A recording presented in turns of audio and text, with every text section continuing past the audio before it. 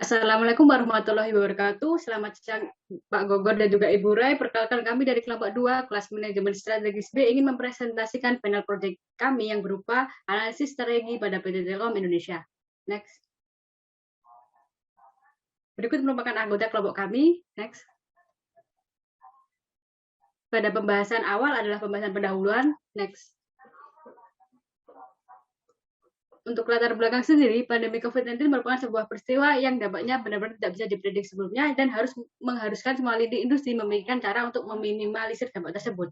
Namun bagi Telkom Indonesia, hal itu justru dipandang sebagai peluang pengembangan bisnis terlebih untuk mempercepat akselerasi digital.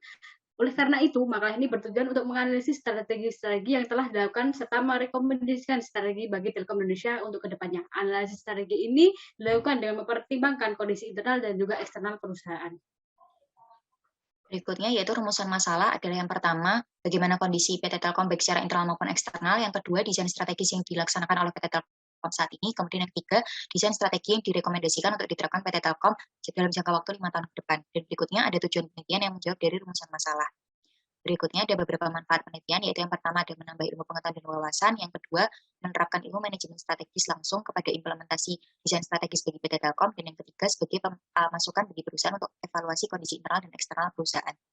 Selanjutnya yaitu batasan penelitian yang digunakan untuk menganalisis penggunaan manajemen strategis, mengambil data dan membahas tentang perencanaan perhitungan strategis. Dan untuk asumsi yaitu melakukan inovasi dan dilakukan sebuah observasi untuk PT Telkom Indonesia.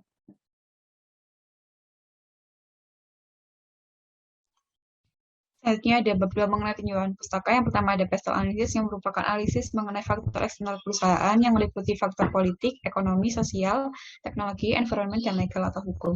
Next.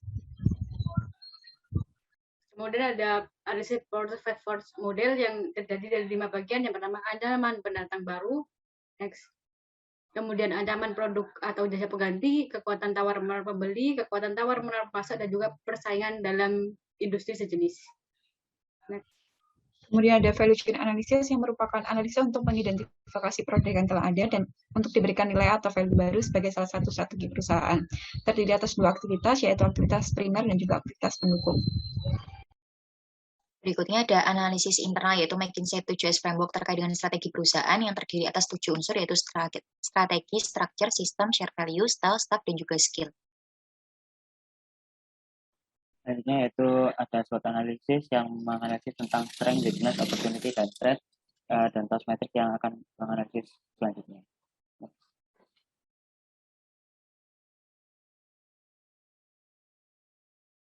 Kemudian ada model strategi penelitian. Yang pertama rencana penelitian. Plan ini menggunakan analisis deskriptif dengan sumber data sekunder, di mana untuk merumuskan desain strategi yang tepat, penulis melakukan penelitian pendahuluan, yaitu pendataan awal input, pencocokan input, dan pembaharuan implementasi kebijakan. Kemudian untuk objek penelitian adalah PT Telkom Indonesia, di mana PT Telkom Indonesia merupakan salah satu badan usaha milik negara yang bergerak di bidang jasa layanan teknologi, informasi, dan juga komunikasi. Next. Ini merupakan jasa dan juga produk dari PT Telkom Indonesia. Next. Untuk flowchart penelitiannya yaitu dimulai dengan menentukan objek penelitian, identifikasi permasalahan, metodologi penelitian, analisis dan diskusi, ada tahapan input, analisis eksternal dan internal, tahap kecocokan, tahap pengambilan keputusan, kesimpulan, dan selanjutnya yaitu teknik pengumpulan data yang kami gunakan yaitu data sekunder yang kami dapatkan dari internet berupa bacaan kuantitatif dan kualitatif. Untuk selanjutnya itu fase input yang terdiri dari internal factor evaluation matrix dan external factor evaluation matrix. Berikutnya yaitu untuk matching state terdapat IM matrix yang memposisikan hasil dari IVAS untuk sumbu X dan EVAS untuk sumbu Y. Kemudian dilanjutkan TOWS matrix yang menghasilkan 4 kelompok strategi alternatif yaitu strategi SO, strategi SD, strategi WO, dan strategi PT. Selanjutnya untuk tahap keputusan menggunakan QSPM analisis dengan beberapa komponen yaitu alternatif strategi, faktor kunci yang meliputi eksternal dan internal, skor alternatif, total bobot dengan skor alternatif, dan penyumbangan total skor alternatif. Kemudian ada bab 4 hasil dan pembahasan. Yang pertama ada external condition analysis. Analisis yang pertama yaitu pastel analisis yang meliputi yang pertama faktor politik berkaitan dengan faktor peningkatan lalu lintas data dan kebijakan Kominfo yang menyebabkan Telkom perlu menetapkan SOP produk dan layanan yang memuaskan pelanggan. Untuk faktor yang kedua yaitu ekonomi berkaitan dengan faktor peningkatan e-commerce dan e-wallet yang menyebabkan Telkom perlu memberikan tawaran dan pelayanan terbaik. Next.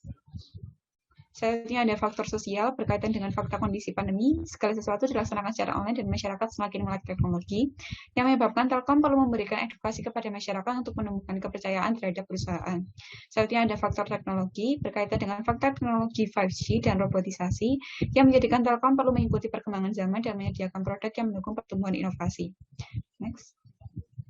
Selanjutnya ada faktor environment berkaitan dengan fakta meningkatnya penetrasi fixed broadband dan penggunaan smartphone yang menjadikan Telkom harus mampu bertumbuh dan berinovasi mengikuti hal tersebut. Dan yang terakhir ada faktor legal atau hukum berkaitan dengan adanya peraturan pemerintah yang menjadi pedoman baru pelaksanaan dan produk layanan bagi Telkom. Kemudian ada dibahas mengenai phase force dari PT Telkom Indonesia. Yang pertama adalah ancaman pendatang baru, di mana pendatang baru di bidang diversified communication service yang membawa banyak inovasi dalam perkembangan bisnis memberikan tekanan untuk PT Telkom Indonesia. Beberapa tekanan yang muncul dari pendatang baru itu adalah yang pertama strategi harga yang lebih rendah, pengurangan biaya, dan pemberian proposisi nilai baru kepada pelanggan. Yang kemudian yang kedua adalah ancaman produk atau jasa pengganti, di mana produk dan layanan PT Telkom Indonesia termasuk dalam kategori kebutuhan pokok seperti diantaranya layanan fixed voice, fixed broadband, dan juga IPTV dan lain-lain. Sehingga untuk saat ini produk dan layanan dari Telkom kurang bisa disubstitusi dengan hal-hal lainnya. Next. Kemudian ada kekuatan tawar-menawar pembeli, di mana PT Telkom Indonesia mempunyai basis pelanggan hingga 8 juta pelanggan di fixed broadband.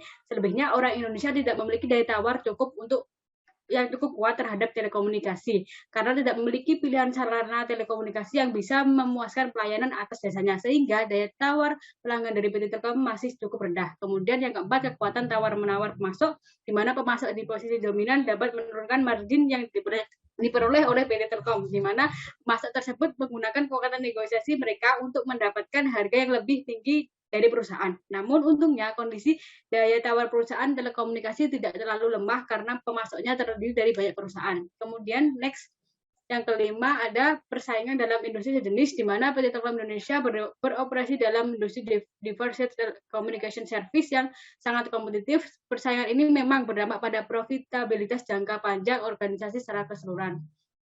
Next, kemudian akan dibahas mengenai opportunity, di mana opportunity yang pertama adalah industri telekomunikasi dan informasi yang berkembang dan memiliki peranan penting dalam pertumbuhan ekonomi Indonesia. Yang kedua, percepatan akselerasi digital di bidang teknologi informasi dan komunikasi yang selaras dengan produk dan layanan yang dimiliki perusahaan. Kemudian yang ketiga, permintaan masyarakat yang sangat tinggi terkait akses internal. Kemudian berbagai proyek telekomunikasi dan informasi yang diadakan oleh pemerintah yang menggandeng BUMN. Kemudian yang kelima, penyediaan broadband dan pasar telekomunikasi di Indonesia yang belum terkuasai secara maksimal menjadi peluang bagi perusahaan. Kemudian untuk treatnya, yang pertama, persaingan yang ketat karena reformasi peraturan pemerintah dan perkembangan variatif di antara perusahaan pesaing. Kemudian kemungkinan krisis keuangan global, yang kemudian tidak ada jaminan kondisi dan situasi politik selalu stabil. Kemudian yang keempat, tuntutan mobilitas dan fleksibilitas layanan yang semakin bertambah. Kemudian terakhir, beberapa jaringan yang dimiliki Telkom menghadapi potensi ancaman keamanan eksternal berupa pencurian dan juga vandalisme. Berikutnya yaitu internal condition analysis. Yang pertama ada McKinsey 7S framework. Yang pertama strategi utama yang diterapkan Telkom yaitu portfolio direction yang didukung oleh value delivery model yang mencakup keunggulan dan sinergi operasional, organisasi, teknologi, tata kelola perusahaan hingga optimalisasi portofolio.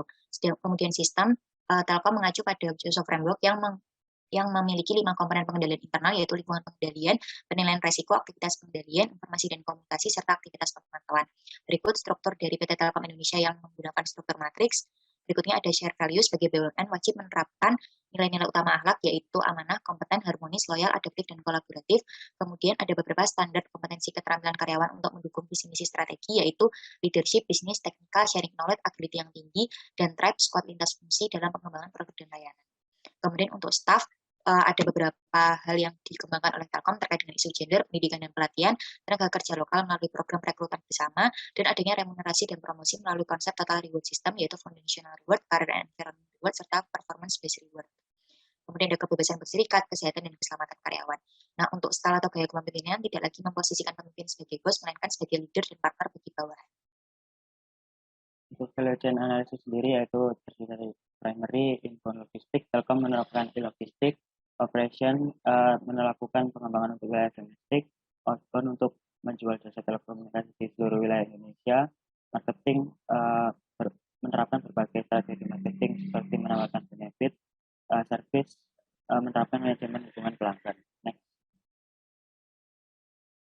Untuk support yaitu ada infrastruktur yang menerapkan fiber optic backbone, human resource management yang menerapkan human capital master plan, ada teknologi yang mempercepat pembangunan seperti BTS, core network dan lain-lain, ada procurement yang menggunakan sistem e-procurement.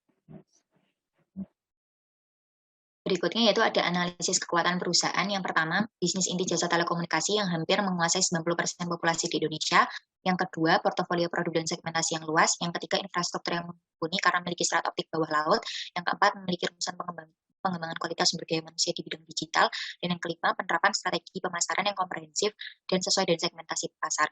Adapun beberapa weakness atau kelemahan Telkom, yang pertama, kurang optimal sales retail and outlet engagement. Yang kedua, strategi merger akuisisi pada anak perusahaan yang mungkin dapat mempengaruhi performansi keuangan perusahaan. Kemudian yang ketiga, BUMN yang kerap kali dibebani peraturan pemerintah. Yang keempat, jumlah pekerja terlampau besar. Serta yang kelima, perbedaan kepentingan pemegang saham.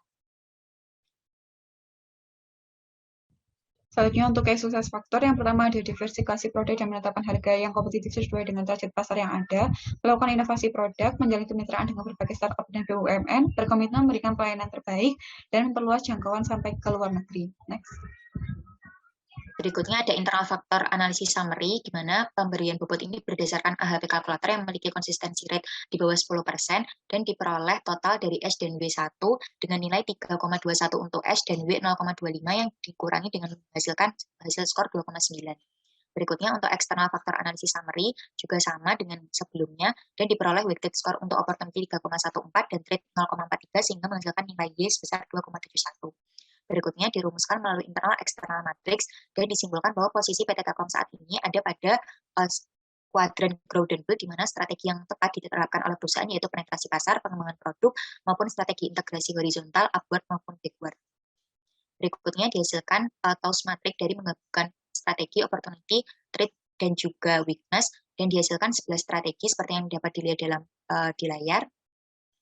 Kemudian dilakukan GSPM matrix dengan menggabungkan rata-rata tertinggi, rata-rata yang ada di tengah-tengah, dan juga rata-rata terendah. Dan 5 strategi tersebut diantaranya mengembangkan berbagai inovasi produk, yang kedua melakukan investasi, dan juga aset pada startup company maupun kemitraan strategis, yang ketiga menjajaki pasar regional dengan menyediakan layanan pemasangan bawah laut, memberikan diskon dan benefit bagi konsumen, dan melaksanakan RUPS. Berikutnya yaitu terkait dengan priority scale. Di kuadran pertama urgent dan important yaitu ada strategi 2 dan strategi 3 terkait mengembangkan inovasi produk dan melakukan investasi kepada startup dan BUMN. Kemudian di kuadran kedua not urgent dan important yaitu menjajaki pasar regional terkait pemasangan kabel bawah laut. Not urgent dan not important yaitu strategi 6 terkait dengan melakukan RUPS, dan yang terakhir not important dan urgent yaitu strategi 5 terkait memberikan diskon dan benefit kepada konsumen. Next. Berikutnya yaitu action plan adalah yang harus menjadi prioritas perusahaan, yaitu strategi 2 dan strategi 3 yang harus dilaksanakan di tahun ini dan tahun yang akan di 2 tahun yang akan datang, dan strategi lainnya itu mengikuti pada tahun-tahun berikutnya. Next. Yang terakhir ada bab 5 kesimpulan dan saran. Kesimpulannya, PT Telkom Indonesia merupakan salah satu perusahaan yang bergerak di bidang telekomunikasi terbesar di Indonesia, dan beberapa kunci sukses yaitu diversifikasi produk dan penetapan harga sesuai dengan target pasar, inovasi produk, menjalin kemitraan dengan berbagai startup dan BUMN, berkomitmen memberikan pelayanan terbaik dan memperluas jangkauan sampai ke luar negeri. Beberapa saran yang diberikan untuk Telkom yaitu yang pertama memperbanyak inovasi produk, yang kedua melakukan kerjasama dengan berbagai BUMN maupun startup, dan memanfaatkan besarnya SDM untuk meningkatkan customer engagement dan juga mengembangkan bakat SDM yang dimiliki. Sekian presentasi analisis strategi internal maupun eksternal PT Telkom dari kelompok kami. Kurang lebihnya mohon maaf. Wassalamualaikum warahmatullahi wabarakatuh.